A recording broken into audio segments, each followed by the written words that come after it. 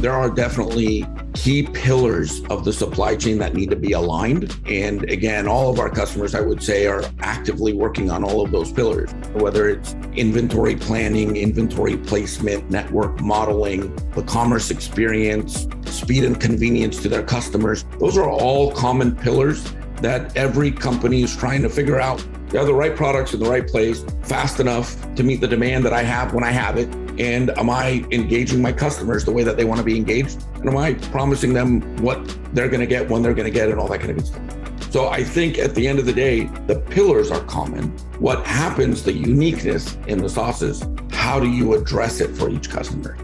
You can think of supply chains being orchestrated very differently based on the customer. So from our perspective, so we have these pillars and building blocks, make them very flexible to make sure that you can use those and build within your whatever customer is looking to achieve. And again, those goals could be very, very different. Everyone is talking about everything going digital, the grocery going digital, this whole omni-channel scenarios. But if you look at every one of them in detail, they're actually quite unique. Okay, if you break down the supply chain in its simplest form, what you basically have is brands procuring products and then delivering them to customers where and when they need them. Sounds pretty easy, right? But if you've listened to this show long enough, you know that's not the case. I've heard countless guests tell me how much the supply chain impacts their business. And we've discussed a number of challenges they've encountered throughout the year, thanks to all the disruptions that have been coming. One thing they all had in common, no one had answers to the problems they were facing. And that changes now. On this episode of Up Next in Commerce, I was so excited to finally get some insights on the supply chain issues from a couple of guys from Blue Yonder. And yes, I said guys because this is a roundtable episode, and I needed a couple people here to make sure I really nailed this issue. Joining us first is Omar Akilah, who currently serves as a GVP of Product at Blue Yonder. And we also had Eugene Amigud, who's a GVP of Product Management and Architecture at Blue Yonder. So what is Blue Yonder? Blue Yonder is an end-to-end supply chain platform that enables companies to tackle all the problems in the supply chain. And a little side note, it's currently on track to be acquired by Panasonic for a measly $7.1 billion. From planning to execution, to transportation management, to commerce, to promising a customer when they're going to get it and making sure that you fulfill those promises.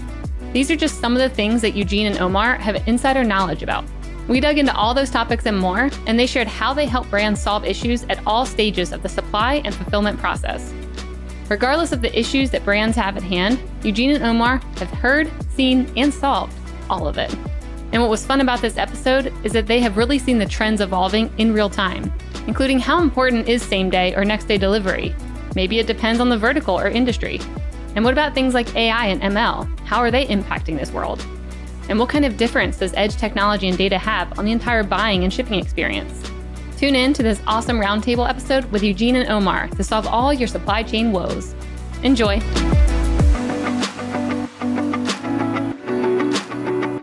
Really quick, I want to say thank you to our awesome sponsor, Salesforce Commerce Cloud. And I'm going to allow them to give you the inside scoop into some of the findings from their most recent State of Commerce report. Hi, this is John from Salesforce. Did you know that companies of all sizes and industries power their digital customer journeys with Commerce Cloud? Salesforce Commerce Cloud delivers B2B and B2C commerce, as well as order management around the globe. And with Commerce Cloud, you can engage with your customers anywhere and personalize interactions everywhere. Scale and innovate with ease and drive some serious growth for your business.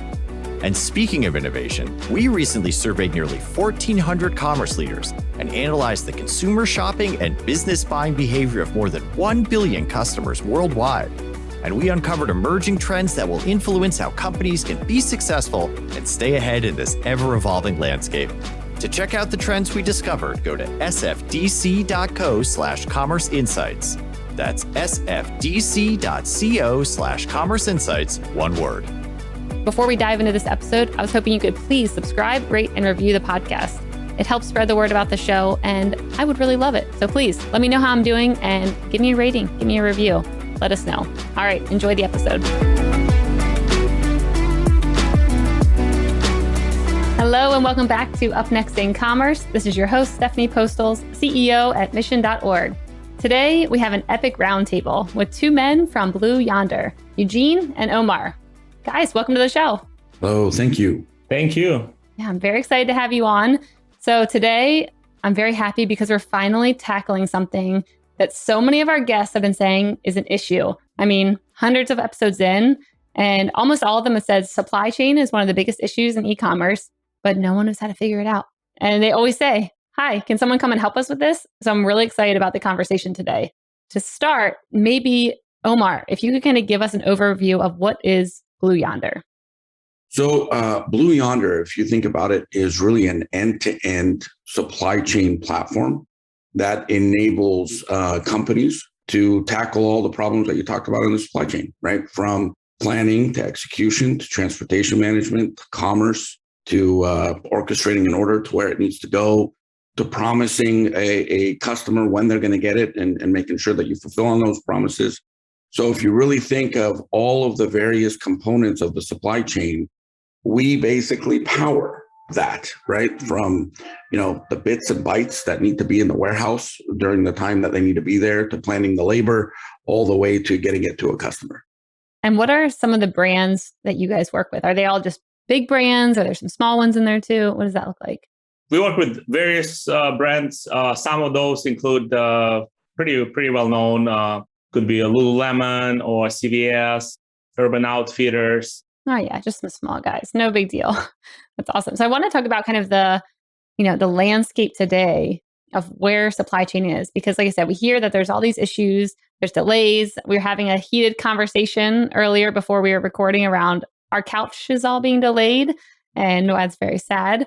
So I want to kind of hear what's going on today, or maybe what has been transforming over this past year to get us here. Yeah, and I think, again, if you take it a step back, Stephanie, I would kind of think about it relative to every company is trying to offer a brand product value proposition, right? So I have my brand, I have my products and my assortments, right? I'm trying to price them the right way so that they resonate with you or create some kind of differentiator in the market relative to either the quality or the price or the uniqueness of the offering. And then I'm trying to make sure that I can get it to you when you need to get it. So if we think of supply chain, instead of this big hairy monster, right?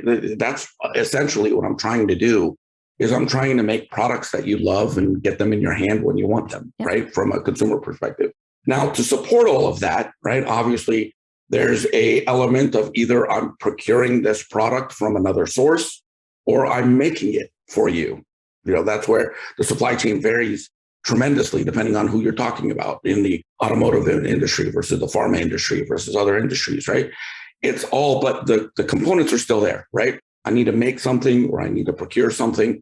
I need to be able to get it to where I need it to be, right? And place it in the right place relative to my demand, right? So I know you're in Austin or I'm in California or Eugene's in Boston, and I need to make sure that the inventory is where he needs it to be or you need it to be in order to get it in time. I need to be able to promise you that inventory is there, and I need to be able to deliver on my promises, right? So if we break it down, to the essence, right, that's what it is. Now, the complexity comes in each of the functions, right? If you look at each of these functions, they become domain-centric functions where I need to go very deep, where I'm using machine learning, I'm using analytics to figure out, okay, how much of a product do I need to sell? During which seasons? Where are my best suppliers? Who can I get it from at the best cost, right?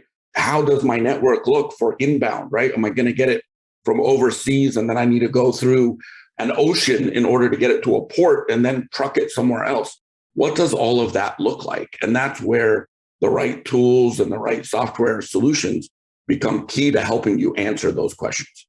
So when you come in for some of these big brands, we'll say, I don't know, CVS or something, where do you even start? Like, how do you start the audit process? And maybe what are the biggest surprises? Like, what are these brands missing where they're like, oh, if we only knew about that 10 years ago, would have been way easier.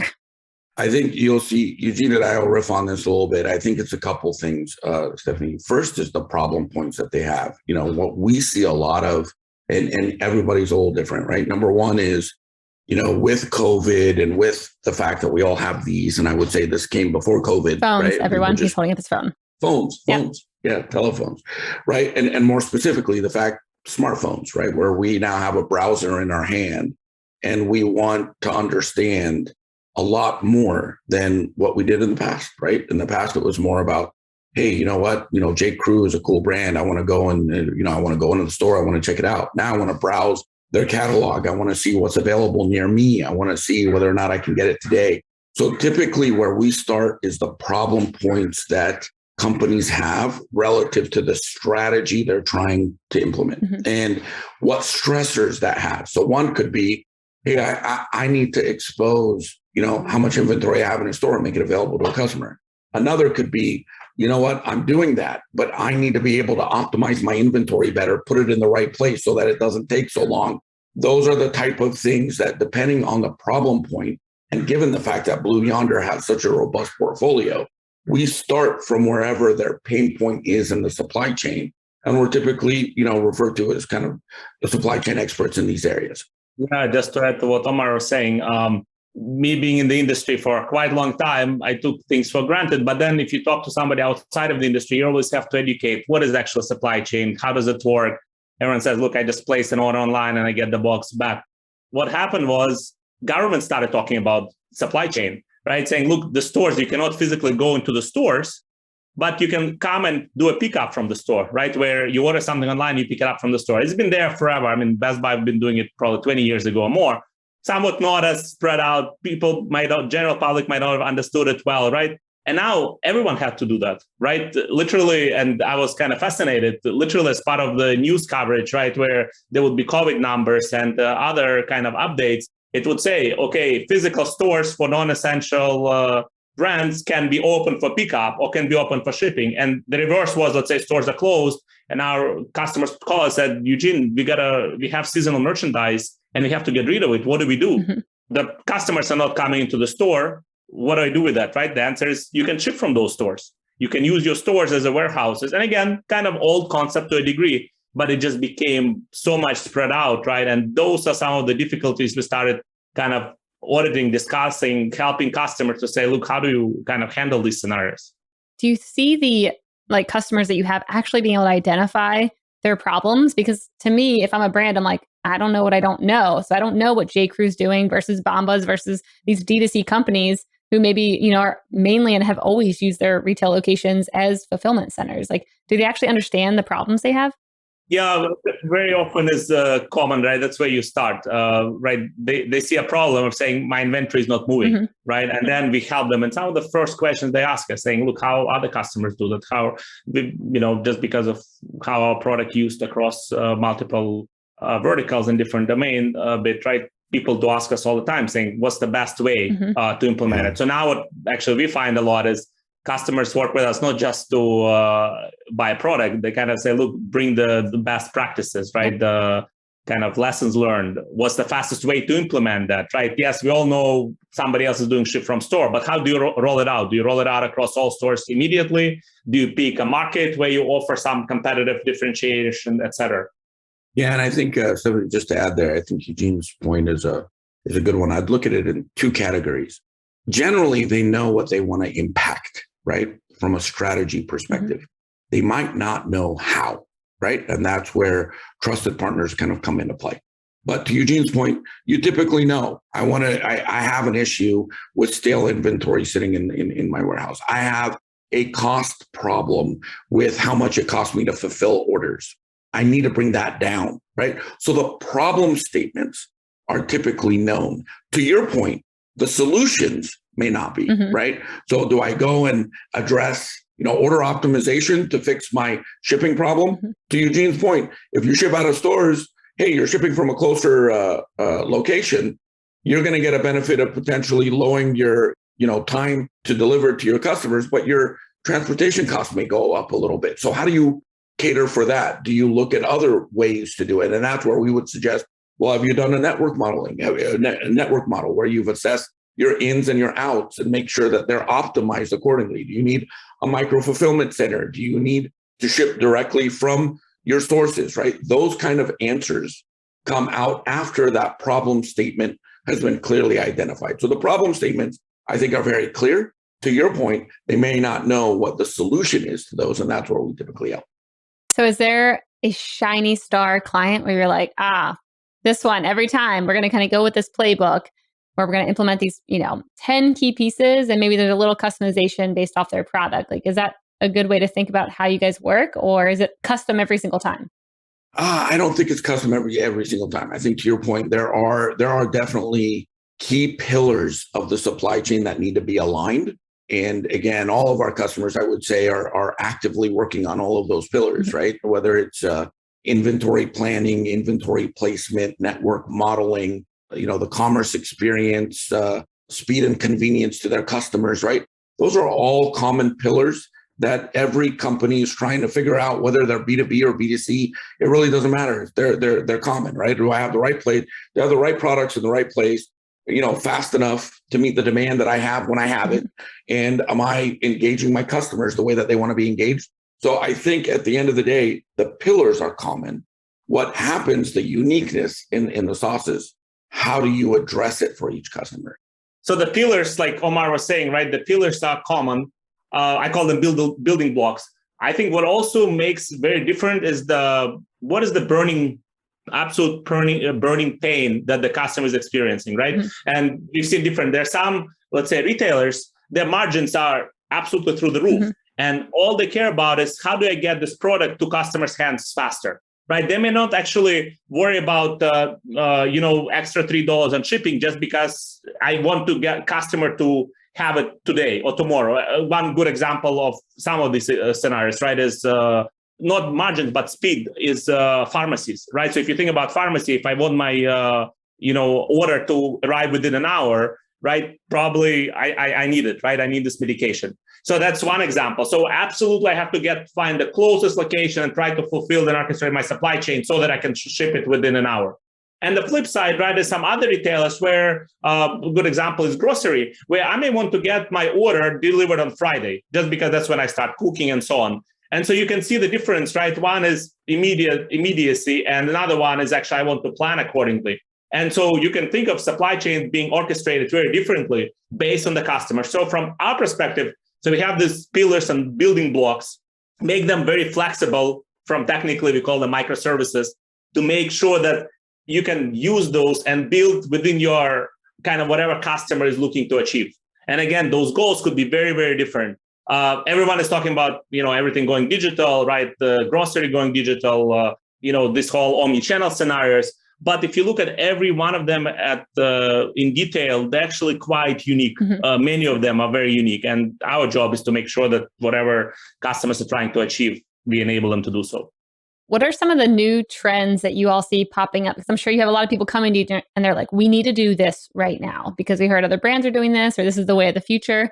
What trends are you hearing that are maybe new in even just the past couple months or so? I think one that's kind of really hot this year to me is same day or hourly delivery. Mm-hmm. That's one, right? Everyone talks about it. It actually remains to be seen how hard it will remain going forward or not, right? And again, if I look at medicine delivery, it's there to stay. Mm-hmm. Grocery, maybe, right? And there are some that probably it will come and go, right? Because we see many retailers, right? They'll enable same-day delivery, but the margins are just not there, mm-hmm. right? Or you end up charging customer, right, $20 for same-day delivery of a shirt. It may not stay there. So that's an interesting one. I think it will evolve over time. But same-day delivery is definitely a very hot, common topic that customers ask us all the time. Mm-hmm. We can riff on that for a bit, Stephanie, because if you think of COVID and the COVID impact, right? So every company that offered goods to customers wanted to get it in their hands as soon as possible, mm-hmm. to replicate the in-store experience, right? Because you're browsing in the aisle, you're looking. So now I'm focusing on my e-commerce experience. I'm focusing on my digital experience to try to mirror that, right? So that you can actually get it. And what's the other part of that is putting it in your basket and leaving and being able to have that item that day. To Eugene's point, if you look at it a category by category perspective, is same day uptake going to be the same across all the different industries and all the different categories? I would agree with Eugene. Probably not, right? Because now that folks are getting mobile again, we may rely on it for pharmacy. We may rely on it for grocery. We may rely on it for essentials. And we want it when we want it. But now for non-essential goods, do I really need it same day? I may be willing to wait. So that becomes the balance and the dance from a customer engagement perspective, where you want to offer them the options. They may not necessarily be the option that they will take up every single time, right? And so there's a balance, to Eugene's point, on that cost to serve. I think the other cool trend, or the other trend that I'm seeing, and Eugene, you and I kind of reverse roles for a sec, right? You talked about the same day delivery, and I'm going to talk about the use of machine learning. So typically, Stephanie, he's the tech geek. Yeah, and I'm we just swapped roles here. I love it. Yeah. We just totally swapped. So what I would say is like super cool that I'm seeing quite a bit in industry is the usage of machine learning to solve the problems that people cannot easily. So let's look at grocery for a second, right? Or let's look at any other industry where products are very volatile as they're in the store, because you got a lot of people coming in and out, but yet you want to promise against that store potentially, because you don't want to have a distribution center that fulfills a product to a customer. To Eugene's point, if I want to deliver same day, I want to get it out of your local, Safeway or Lucky's or whatever it may be, and get it straight into your hands. So how do I factor for whether or not something's in stock or not? So that's where things like using machine learning and understanding how often they get replenished, to how often a product is being demanded, how often a product is actually there when it says it's going to be there, using a brain to determine all of that probabilistically, right? High probability that it's there, becomes easier than to do the traditional path of, I have 5 units at the start of the day, and I sold 3 units and it's now 2. So being able to use applied machine learning and artificial intelligence in the supply chain, and I just use, inventory as one, but you could think of it relative to planning. You could think of it relative to assortment, resonance during different seasons.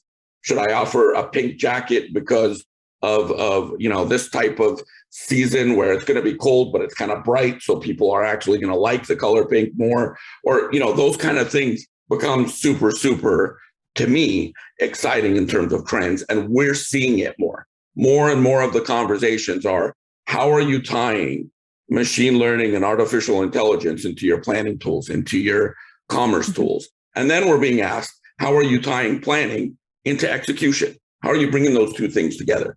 That to me is super, super exciting. I know it's exciting to you, Eugene, too. We just flipped roles. Yeah. We're excited about the same Eugene's stuff. get off my territory, Omar. Yeah, exactly. You see? And to me, to kind of continue Omar's, what Omar mentioned is, to me, that's almost like evolvement on visibility, right? So before, many talked about control towers, right? So that's another kind of topic. And now expectations are changing to say, look, from control tower and visibility, I need to make it actionable. And how do you make actionable for all this visibility? You actually plug in machine learning. And then if you make it actionable, you can make it urgent to and relevant to the current customer, right? So that's another trend that we see quite a lot now, is saying, look, we have the control tower, we have visibility. Now, how do you make it actionable, right? My PO is not arriving for now another 2 months.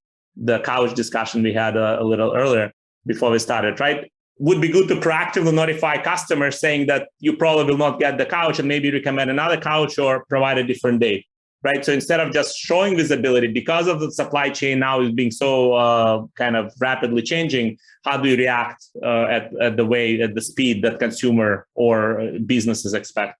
So I have 2 thoughts there. First, I'm going to go with the training piece. Whenever people talk about machine learning, I obviously think it's, going to blow everything out of the water. It's going to help a lot. But then I also think, the people on the ground have a lot of that local knowledge where they know what's in style, based off the people that come in. So how do we think about training the models, where people can actually help with that and influence the outcome? So it's not just a computer, guessing and applying the same, algorithm to Austin versus Washington State. And then whereas people there, picking inventory, I'm thinking of these consignment shops here who pick this awesome inventory, and they are so close to what people in Austin want versus what someone in DC would want. Very different. Or San Jose, Omar, no one would want something that's here probably. How do you guys think about that? No, we're weird too. We're all weird in our own way. In Austin. Yeah, come on, it's good. You're a different kind of weird. But yeah, how do you think about that customization piece and training so that people, on the ground floor can kind of help influence the outcome of those models?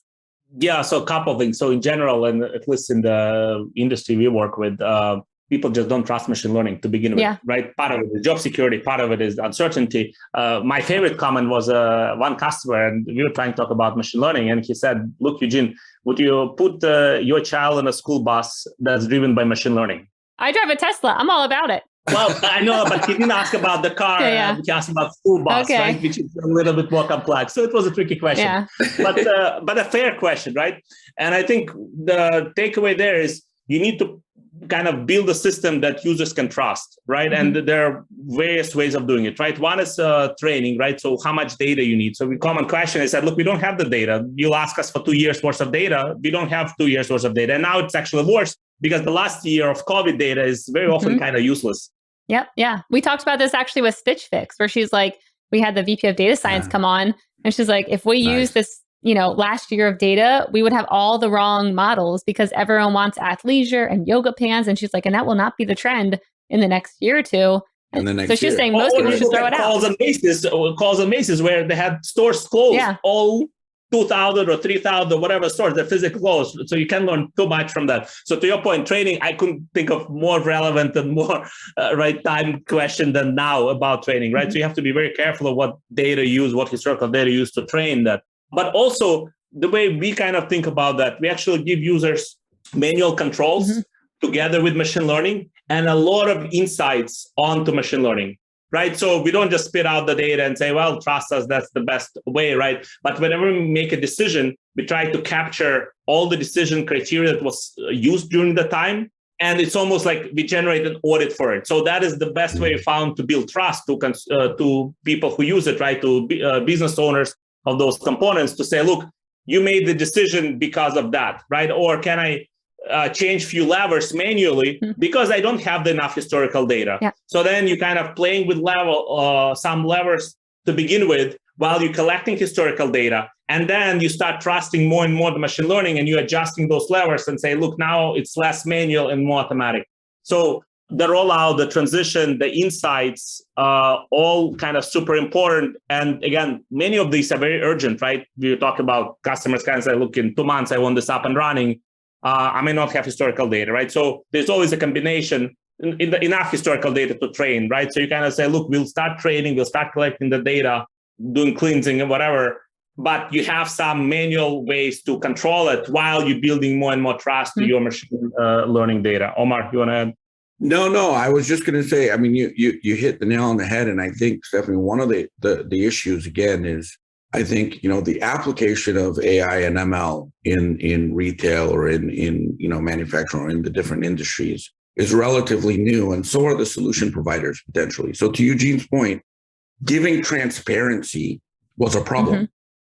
If I show what's happening, I'm potentially exposing my solution to you, which frankly is what you have to do. Because in order for me to trust you, to Eugene's point, I have to understand what you're doing. And why you're doing it so that you build what Eugene highlighted, which is confidence and being able to say, hey, look, if you're not confident above 90% in this decision, and I would argue to your point on self-driving, right? If you can't drive this thing 99.9% to the rules of the road, I'm not going to trust you. I'm going to grab it. But if you can, and you prove to me that you can and that you have over the past year, then you know what? Yeah, I trust you. So the ability to actually understand and have the control of, what it's doing and be able to have the control of, yes, I want to accept you or no, I don't, becomes critical to machine learning adoption, right? Absolutely critical. And what I love about that is it's leveling everyone up in the industry because then everyone is like a data scientist. Everyone is understanding the weighting of the different variables and how to play with it and input their own human element into it. Like it's literally leveling everyone up in the industry. You get to innovate on top of it, right? You get to use data science to really create unique experiences for your target segment, which could be different than your competitor's target segment, right? That's how you get to differentiate as well, right? So the ability to truly understand your market, truly understand your supply chain, truly understand what you can improve within it, right? Becomes, again, to me, I geek out with Eugene on that quite a bit, right? Because I just think it's super, super cool. I love that. I mean, it seems like transparency and visibility are, kind of the way forward in this industry. I'm even thinking about same day delivery. Does it matter? Does it not? Maybe depends on the industry, but probably what matters most is the messaging behind that. Of where is my package? It can be 20 days out in the future, as long as I actually can go and look into that. Like, are you guys seeing some trends around companies really trying to put everything forward when it comes to being very transparent around where things are, what the process looks like, so customers are like fully in the loop? Yeah, I mean, at some degree, you summarized why Blue Yonder bought Yantrix, right? The company we founded, right? At the core of it is you have supply chain. And when we got together, we said, look, if you take the supply chain and you bring up, which is kind of could be scary because it puts a lot of pressure on supply. But if you bring it up front and center and make it transparent and visible, that's where the power is, right? So that at the core, that's really Absolutely. why we came together with Blue Yonder and Yantrix to try to achieve that. It also, and kind of the technical side of me, right? That's where the complexities are. Because when you show this transparency, if you think of a supply chain, historically it tends to be more of a background jobs, right? So there's something in the background that kind of gets your box out, et cetera. Now, if you want to take all that and expose it front and center, right? It can no longer be a background, right? I cannot say, well, customer, I'll tell you where your order is in 10 minutes. Right? I need to respond in 5 milliseconds, maybe, because it needs to show on your mobile phone within some low millisecond response times. So the technical challenges to do that is actually quite interesting. That's what excites us, and we talk about it a lot. Is the architecture. You can't just take kind of an old program that was written back in the days and say, look, now it's exposed to the front end. Now it's a website. Now you can compete with Amazon. It doesn't work that way. And Omar talks quite a lot about kind of some of those vertically integrated supply chain in the industry. So Omar, you may want to touch on that, but that's really relevant to what you said. Yeah, let's hear about it. I would start first, maybe Stephanie, with what you said, and I'm going to go back to machine learning for a second, right?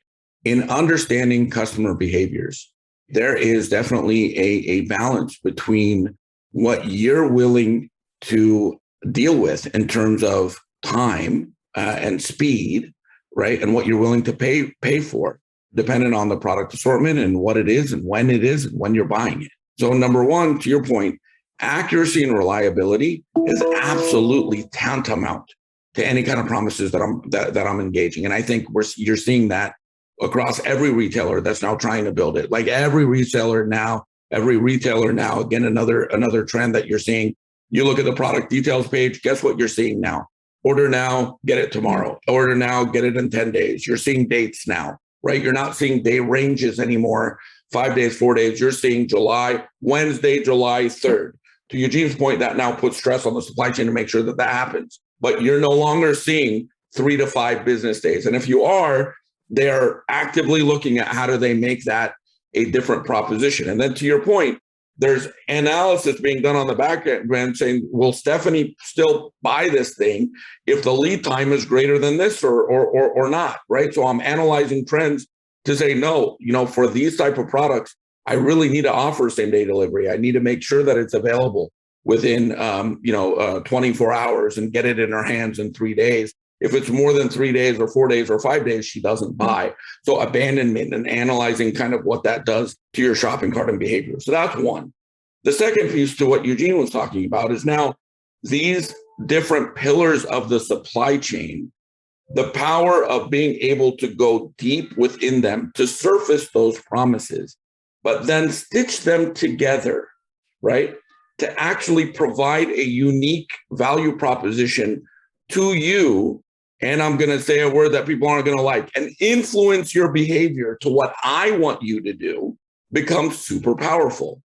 As an example, I'm in the shopping cart. You have 3 items in your shopping cart. Those 3, I understand that they're actually going to be kind of expensive for me to fulfill. I can incent you, and you've seen this with Kohl's and others, to go and pick up in store, and I'll give you a coupon. And I know that when you walk in the store, you attach more. But now I've actually connected 2 things that are typically not connected, which is pricing and promotion with delivery execution, right? Typically, those are separate, right? And in the old world, they were completely separate. Now I'm tying them together. So the ability to actually create these domain-centric microservices that are loosely coupled, they can work on their own. But then once I integrate them together, they work seamlessly in the response times required, at the scale required, because we're not talking about that yet. We haven't talked about that. But one of the big things is, dude, the internet, the website has an SLA of how quick things need to come back and how hard, how high it needs to scale. And these execution systems were not necessarily built for that. So being able to actually scale to those kind of volume while providing very deep intelligence on the supply chain is not an easy problem. It is a problem we solved. We're very proud of the fact that we solved that. But, it's not an easy problem to address. The power of the domain-centric microservices that can be a single call, regardless of who's calling it, the integration and the stitching between the two, coupled with the intelligence on top of it to understand what behavior you want and what behavior I want from you becomes, truly, in my opinion, the secret to success. Yeah, I love the idea of stitching things together. It made a perfect little model in my mind around what's happening. What are some of the maybe like 1 or 2 case studies of a company coming in, getting all of this working together, and then being like, whoa, here's the results that happened in however long it took? I think there's a couple of things here, and Eugene, I'll rely on you. So one industry example is obviously Amazon, right? You see it all the time, right? Again, from a Blue Yonder customer perspective, you think of grocery, you think of all of the different, retail clients that we had at Yantric. They're all on this journey to connect. And I use Petco as one of my key examples, right? You look at their ability to deliver not only, commitments to their customers, but they've actually been able to make them, things like free same-day delivery in certain markets and free, 1 to 2 day delivery. It really was, helped them turn the corner, right? They rapidly added capabilities. So, time to value becomes very, very important on anything that's doing, because these transformation projects are huge and they take a very long period of time. But if you think of what Petco has been able to do in a short period of time, to highlight Petco in a minute, or, again, we can talk industry-wise about what Amazon has been able to do with Whole Foods and delivery. You can see Albertsons and Safeway and what they're doing, right, in terms of innovation there. But if I highlight Petco for a second, you look at the ability that they were able to turn on, 1,500 stores into ship from stores. But being able to do all of that and surface them into customer value at the time that customers needed it, and be able to pivot and even pivot strategies along the way as they were understanding customer behaviors, that becomes, what, makes me smile, right? Because that's exactly what we want these platforms to be able to do. That's great. I mean, pivoting seems like you have to be able to do that. In this day and age, you got to be able to go quickly, move where your customers are going, because you never know what's coming next. When it comes to what's coming next, I want to hear, what do you guys think are the biggest disruptions coming into supply chain? Like, what are you thinking around blockchain, or what other crazy ideas are you thinking are like, this is going to come and impact everything? And Eugene, maybe this is your area to play in. One part of it, right, is as it's known, right, that Panasonic kind of intends to acquire Blue Yonder, right? And one interesting part of that, and that's primarily in the industry, right, but somewhat related to that, is edge. Right. So you can do a lot with so we talked about visibility, we talked about machine learning, right? The part that's missing in all this equation and throughout the industry, right, is the edge intelligence, right? So now if you kind of can see when customers walking into the store, and again, there are kind of point solutions here and there. I don't think it's been kind of as broad as we would like, is let's say customer walks into the store, right? And you can just scan the face, right? And have understanding of the mood of the customer, what recommendations and what offers are there, right? On inventory, again, knowing where the items are in real time, not just saying that, yes, this PO is arriving 20 days from now, right? But actually have a sensor on that specific item and knowing that it's going from China to maybe West Coast, right? On the truck to Minneapolis somewhere, right? So with the edge data, you can kind of machine learning and visibility and all this execution becomes on steroids. That's one trend that I think will evolve quite a bit. Machine learning in general, right, will just kind of keep spread out.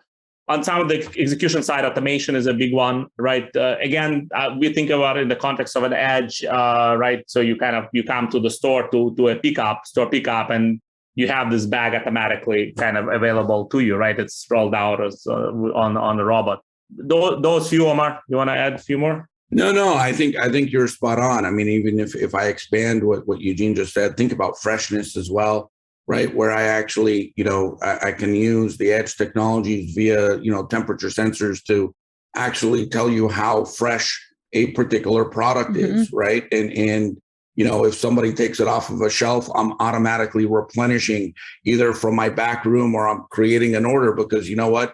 my plan of what I was going to be replenished has now spiked given, the demand because it was hotter in a given area. So using weather, and different kind of spikes that may occur, right? So when you think of edge and when you think of kind of applying other intelligence in, right, like sensors, robotics, those kind of things, automation, process efficiency become key. On the other side of that, right, when you think about the customer engagement and being able to truly reach the customer, to me, what becomes, super, super exciting is you think of getting people products, and we're already seeing it, which was kind of interesting, is that, a couple of years ago, being able to see a delivery date was a big deal, right? Now you're able to select time, hey, I want it between this time and this time. And I don't think that's going to go away. I think that you're going to see brands do everything they can to look at a customer's lifetime value and pull out all the stops relative to engagement and how I engage with you, whether it's the stuff that I talked about relative to coupons, relative to loyalty programs, relative to same-day delivery, time slots, all of those kind of things. But being able to truly understand my customer lifetime value with a customer and be able to cater specific needs around them also becomes a second key trend that I believe you're going to see all the companies moving to. And you're already seeing some of it, right, with loyalty programs and other things and differentiated benefits as a result, right?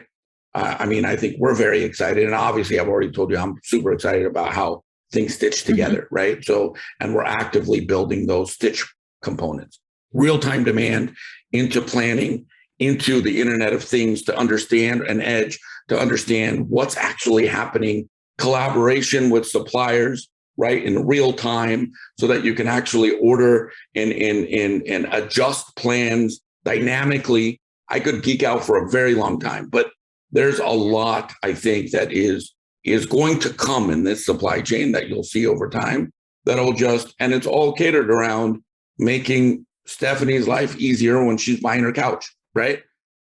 All right. So the one thing I also want to bring up, you mentioned earlier about an acquisition, and I wanted to kind of touch on that because you guys are interesting. You worked at Yantrix before. You had the company Yantrix before. You got acquired by Blue Yonder, and now Panasonic is looking to acquire Blue Yonder for, I think it was $7.1 billion with a B.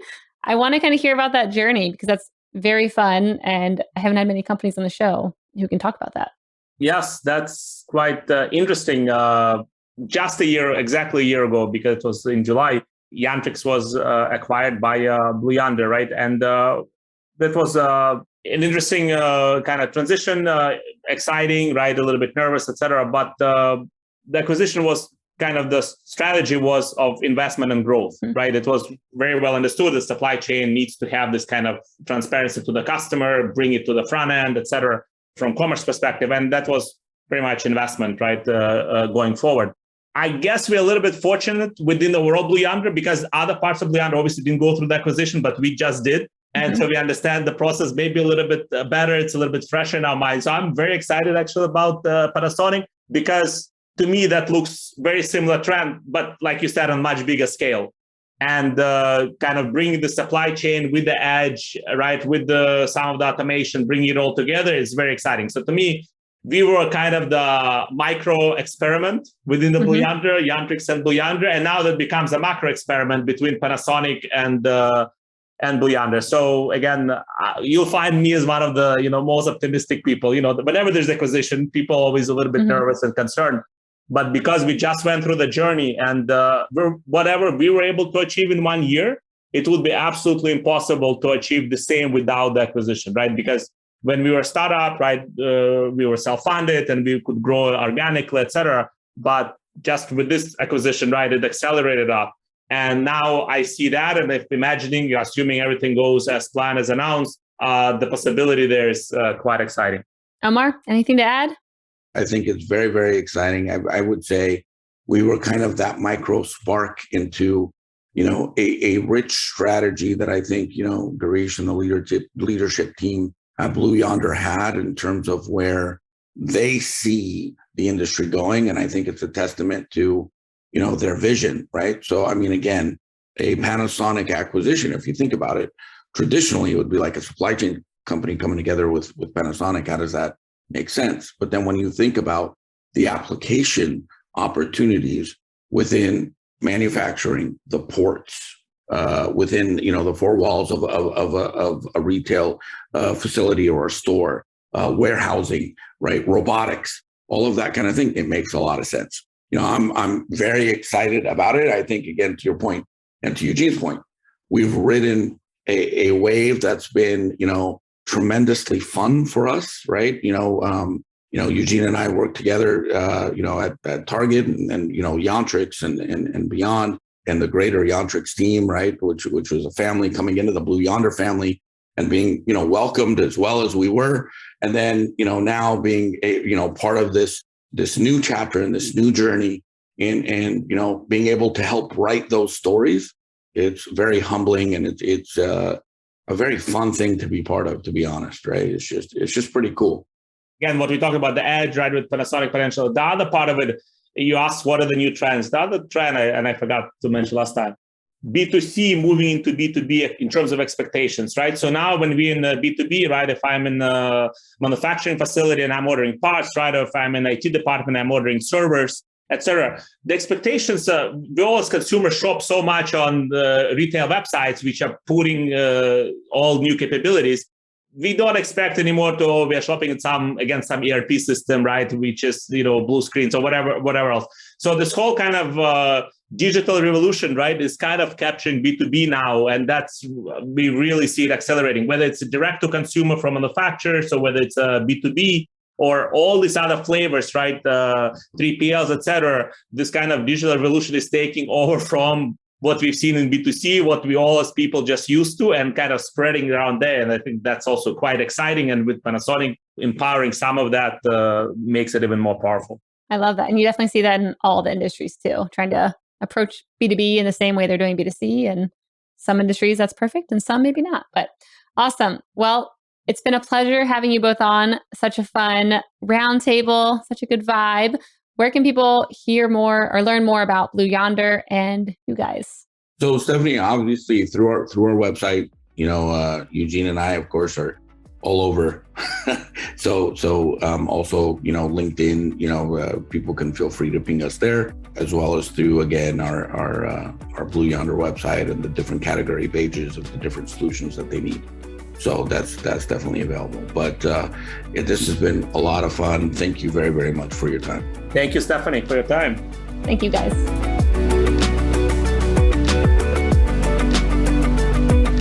Hey, listeners, thanks for tuning into this episode. I hope you enjoyed it as much as I did. If you haven't already, please subscribe, rate, and review this podcast. It helps spread the word, and I would greatly appreciate it. See you next time.